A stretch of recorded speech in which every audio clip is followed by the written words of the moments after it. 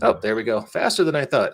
Hey, folks, thanks for tuning into the BAMF podcast. I'm your host, Mike Lafferty, and here with me today is a guest from way back in the day, Daniel Highmoon. How you doing, sir? I'm doing great. How's it going, Mike? I just living life here in Colorado, about 12 degrees outside, so I'm inside with coffee. So, Oof. yeah. About 27 here in Delaware today. Oh, for some reason, I thought you lived in Miami. I used to. Oh, okay. I've moved around quite a bit in the last couple of years, and it's been now 2 years that I've been living in Delaware. Oh, so you guys got that big snow dump, didn't you? hmm Okay. Still digging out, or? No, actually, we got a big snow about a week ago, Mm-hmm. and then I hightailed it. I just spent 5 days up in upstate New York, Mm-hmm. and although they got a lot more snow, everything was cleared out by the time that I got there. So we just got to do the fun part, and by the time that I got back, everything was pretty much gone. Sweet, sweet. Okay. Well, hey, speaking of bucolic outdoor destinations such as upstate New York, let's talk about your new ZineQuest RPG. And I will start off sharing the ZineQuest Kickstarter link, and then we'll move over to the PDF in a bit. But first off, congratulations on funding. Thank you. You've hit your goal, and I'm guessing was this like a 2 week Kickstarter? Or? Yeah, yeah. So I launched it. I launched it a couple of hours early because I went on live on Instagram just to kind of try to do something different, and Mhm. I threw it up there maybe a couple hours earlier than I had expected. But yeah, in general, it's a 2 week campaign. All right, sweet.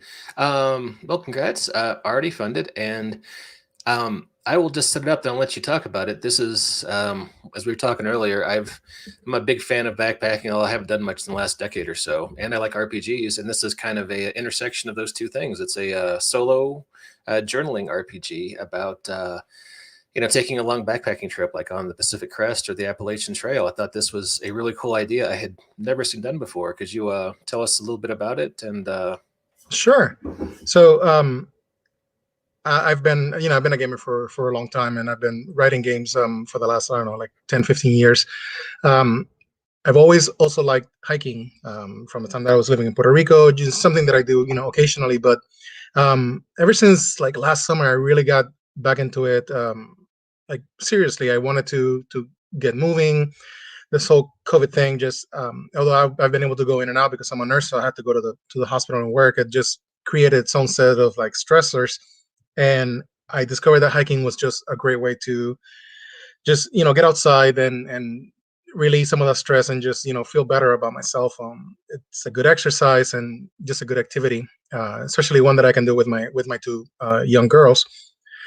So that was on my mind, and the moment that I started doing it, it just kind of get into my head. It's like, how can I combine these two passions of mine, gaming and hiking?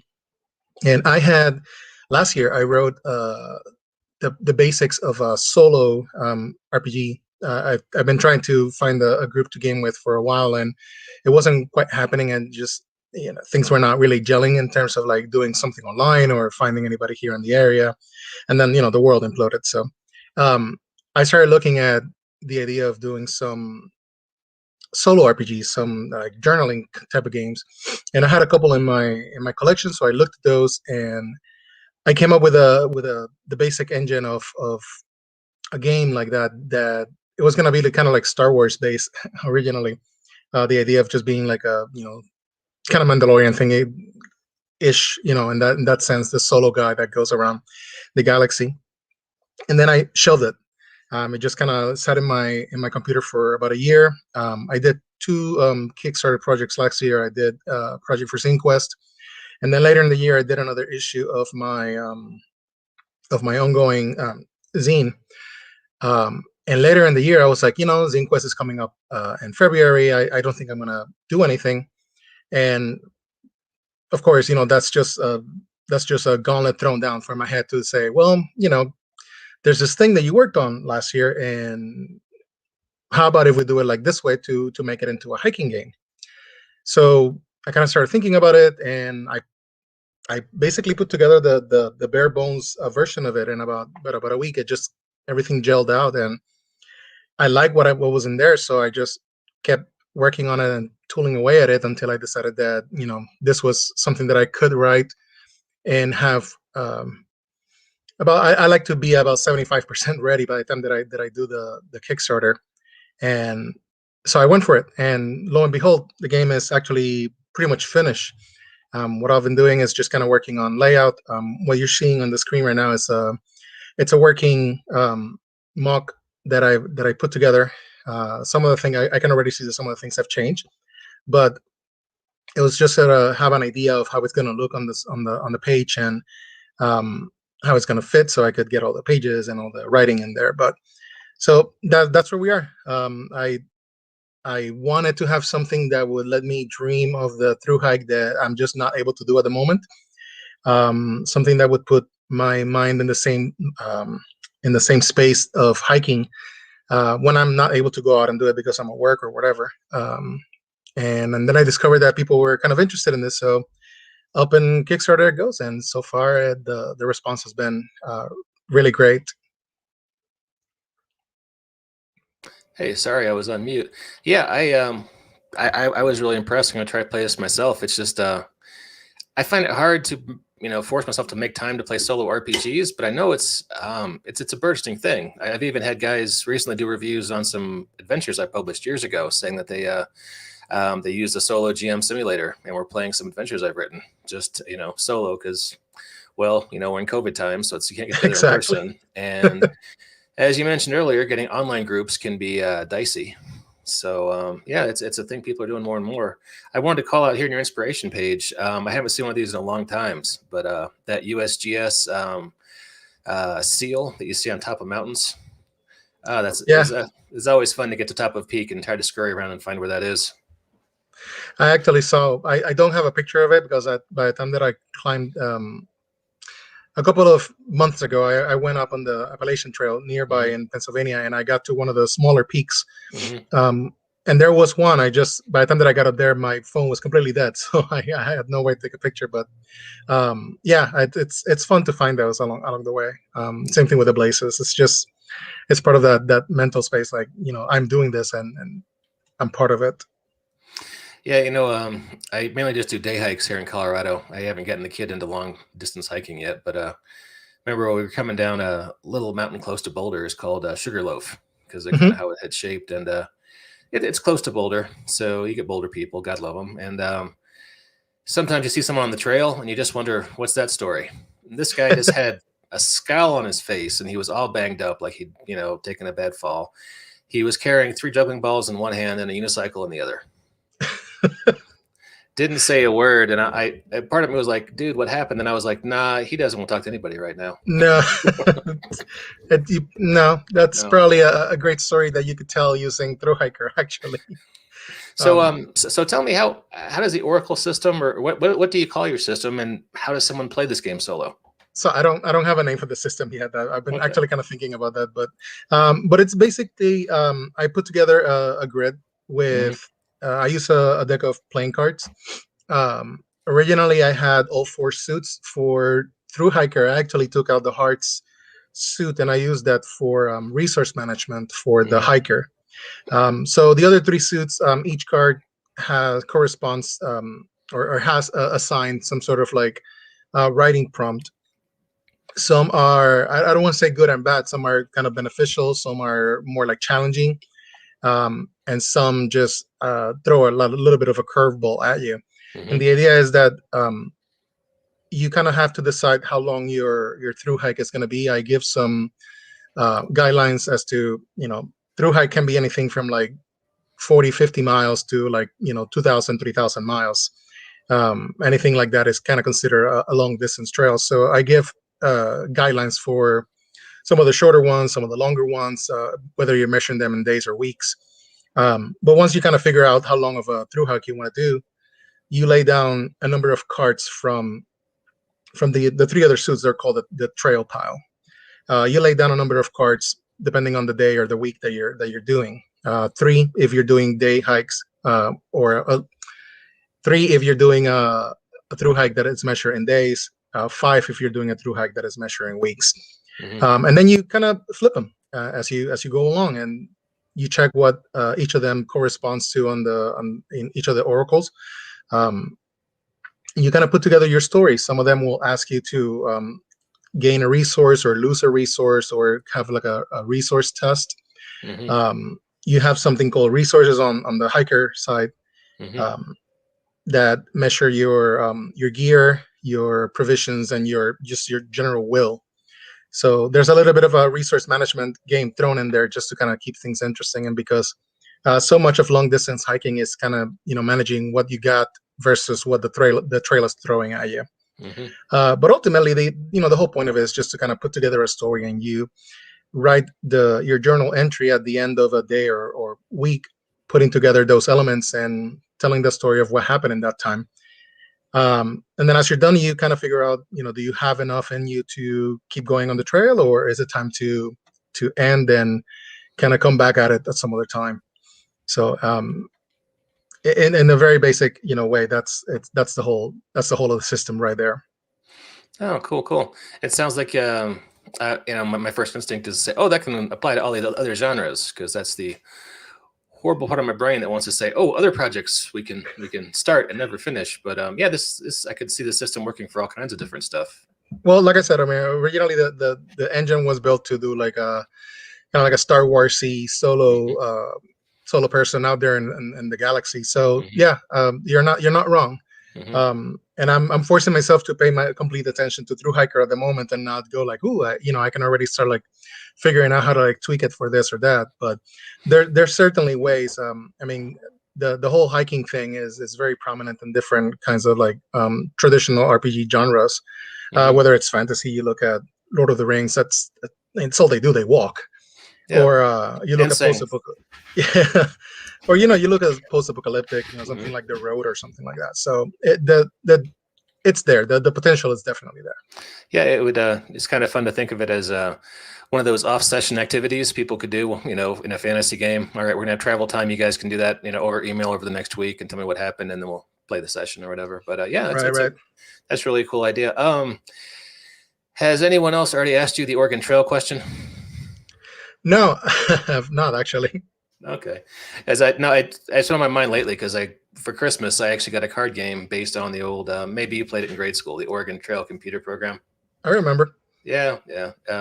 Similar, different behind the scenes system, but basic idea of you're going from point A to point B. It's a long one. You gotta have some random events that come up. You have to try to figure out your resources and make the best decisions along the way. So right. I mean, I think you're gonna see that a lot of the solo journaling RPGs will kind of share a basic DNA in that sense of the whole point of it is to kind of help you tell a story. And each of them are going to approach the kind of story that they help you to tell. But I think cards are very, very common, especially you'll see some dice, and there's a whole system using the Jenga tower. So I think the gene of it, the very basic part of it, you'll see repeated across different games, which is cool in the sense that if you've done one and another one comes across, you'll kind of have an idea of what to do with it. So. All right, cool. Well, hey, you have funded. So yeah. The obvious question is, are you thinking about stretch goals?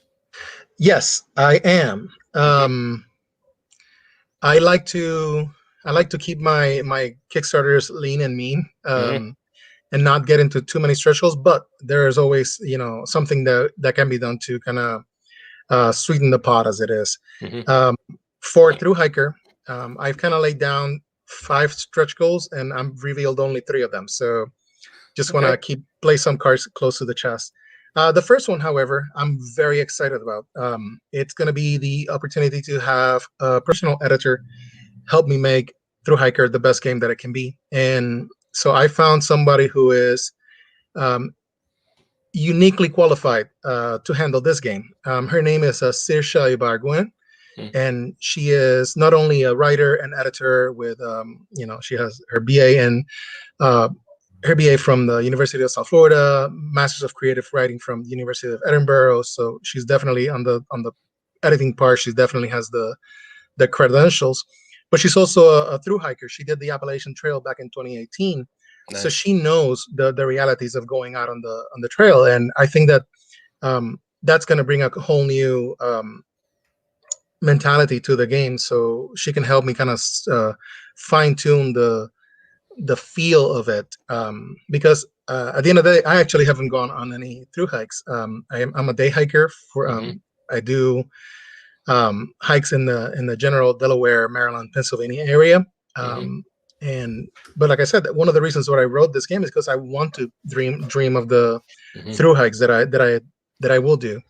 I certainly have seen enough YouTube videos from through hikers to kind of get a sense of what it takes, of what are the challenges are. But having her on board to really speak from personal experience and help me like tighten the game in that sense is going to be just fantastic, and I'm very excited to work with her. So that's going to be the first stretch goal, and then I have some promotional stickers that I'm hopefully going to be able to get to do and just give out to the backers.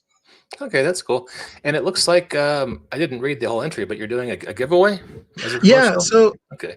So one of the things with Thru-Hiker is that if you're in the hiking environment, you're going to be very familiar with what it takes to go on a hike, gear, equipment, lingo. You get involved in that, just like in gaming.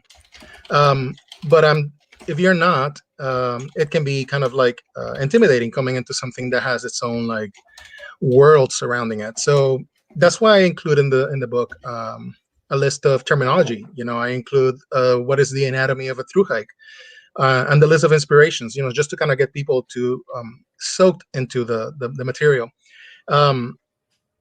One of the things that I did when I was getting into hiking, and just to kind of keep myself pumped about it, is read travel memoirs from other through hikers. And this one in particular, The Unlikely Through Hiker, it really spoke to me. It's the author's name is Derek Lugo. He's a New Yorker. He's also Puerto Rican. He's Black, so he's a minority out on the trail. And his tale is just downright entertaining. He is a fantastic writer. He just tells you the story like you're sitting at a campfire with him. So it makes it very easy to read and just kind of very relatable. But it also talks about the realities of being a non-white person out in a activity that is very dominated by white people. So it has also that sense of bringing the real world into the trail world. Also, while telling a great story along the way, and I want to share that. I want somebody to be able to like read this book just like I would tell you, hey, I love this book. Here, read it. So the way that I'm gonna do this, I'm gonna pick somebody from one of the print copy backers, just so that I can put it with their zine when I mail it out. And I'm gonna send them a copy, a signed copy actually from of this book. Oh, so nice. Yeah, so Derek Lugo is not affiliated with the Kickstarter, because he's doing his own thing. But I wanted him to be aware of what I wanted to do, so I contacted him, and he gave me his blessing. He said that it was cool to share one of his books in this way. So I feel better about that. Just making sure that it's just my way of sharing my love of hiking and my love of this particular story and with somebody else, so that they can then pass it on. Oh, that's really cool. I'm gonna seek that out. I've read a couple Appalachian Trail books. One of the ones you mentioned in your inspiration section, "Walk in the Woods" by Bill Bryson. But that'd be nice to get a different perspective on that experience. So yeah, I love A Walk in the Woods too. Bill is just a great writer. But yeah, this is a completely different side of the same experience, and it's great because you get to see sort of like, just like when you're watching the videos. Everybody hits some of the same milestones because it's the trail. The trail has always been there, but it's interesting to see how each of them approach it, and how their experiences are different as they get to those areas. So yeah, so I don't want to spend too much time on it, but God, 20 years ago when I was thinking about doing the AT, Backpacker Magazine had a program they put out, which they gave a bunch of through hikers, individual video cameras before everyone had that on their smartphone. And it was like, the conceit of reality shows where every night there's a confessional, except it was all these solo through hikers, and every night the confessional was at their campfire talking about the day. And it was an interesting show. What stuck with me the most was the number of folks who had to come off the trail with leg or foot injuries. Yeah, I've certainly heard about that. I believe that that's still the case these days. So, Oh, I'd say it's a lot of walking all at once. So yeah, yeah. Anyway, just to wrap things up, Thru-Hiker by your nom de plume is Daniel Highmoon. People can find it on Kickstarter right now. right.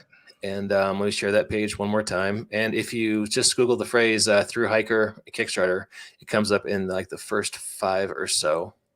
And let's see, let's go back to the campaign page. Daniel Perez, and about 2 more weeks to pledge, and we're already blowing through stretch goals. So, well, we already blown through the funding goal, heading on towards stretch goals. So, congratulations on that, and I think everyone should give it a look right now. It looks like a really interesting project. Thank you, Mike, and thanks for the opportunity to talk about it. Having a little hiking game in a world that's dominated by fantasy warriors and superheroes and such, it's a hike, so to speak. That was a terrible joke, but I appreciate the opportunity to tell other people about the game. All right, well, hey, thanks for coming on. Always like having you on, Daniel. And to all our listeners and viewers, we'll catch you next time on the BAMF podcast.